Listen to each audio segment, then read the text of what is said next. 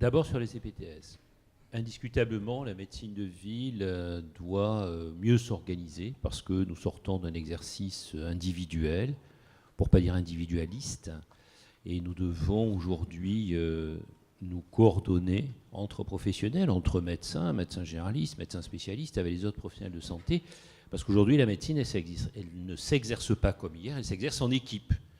Elle s'exerce en équipe dans les structures hospitalières, bien sûr, mais elle doit aussi s'exercer en équipe en ville. Alors on le fait un peu comme M. Jourdain. Il faut aujourd'hui mieux structurer, mieux organiser les choses. Alors c'est toujours l'histoire du verre à moitié vide ou à moitié plein. Quand je vois le rapport Vallon qui cite à peu près 200 CPTS déjà formés ou en cours, alors que jusqu'à présent ça repose exclusivement sur le prosélytisme et la bonne volonté de quelques acteurs pionniers, moi je trouve que c'est pas mal. C'est pas mal qu'un certain nombre de gens prennent sur leur temps de travail, alors qu'ils sont débordés de boulot, prennent le temps le soir de se réunir et de réfléchir ensemble pour voir comment ils pourraient mieux prendre en charge une population sur telle ou telle thématique. Effectivement, la difficulté qu'on a, nous médecins, c'est qu'on n'a pas été formés au portage de projets, on n'a pas été formés au management. Et de ce point de vue-là, je pense qu'il faut un catalyseur. Et ce catalyseur, quelque part, la puissance publique a un rôle, mais les médecins collectivement aussi. Et je pense que si on veut que les CPTS se développent, il faut que les ARS, et je le dis souvent, jouent pleinement leur rôle de façon à soutenir les acteurs de terrain. Et les soutenir, ce n'est pas leur donner un cahier des charges de 50 pages comme ils ont l'habitude de le faire. Hein. C'est exactement l'inverse. Oui, ça, je pense que les pouvoirs publics ont compris. Mais termine. Il faut que c'est une rupture quand même, soutiennent les porteurs de projets.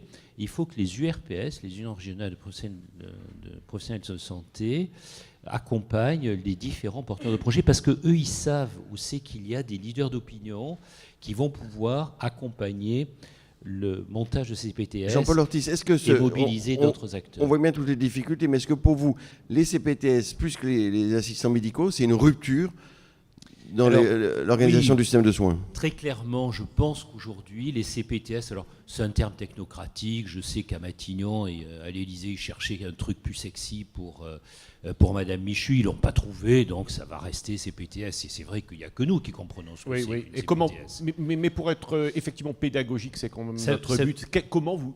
C'est quoi une communauté idéale pour vous? C'est un réseau organisé de professionnels libéraux. Donc maintenant vous êtes pour les réseaux, Jean-Paul Ortiz. Je n'ai pas dit que j'étais pour les réseaux, parce que je les voulais vous faire venir les réseaux à la mode Soubier, ils ont été exclusivement hospitalo-centrés. Ça c'est l'ancien monde.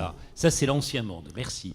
On va construire le nouveau monde. Elisabeth Hubert, on va construire le nouveau monde. Donc on va faire des réseaux, effectivement, de coordination entre professionnels de santé, de façon à mieux prendre en charge la population. Et aujourd'hui, ce qui est nouveau, c'est que les médecins libéraux prennent conscience de plus en plus, alors c'est toujours pareil, hein, Paris c'est pas fait en un jour, qu'ils ont une responsabilité collective territoriale. Ça, c'est vraiment révolutionnaire quelque part. Oui, et nous sommes prêts à assumer cette responsabilité collective territoriale. Et vous voulez bien de l'argent de l'État sur la base d'objectifs et de contrats.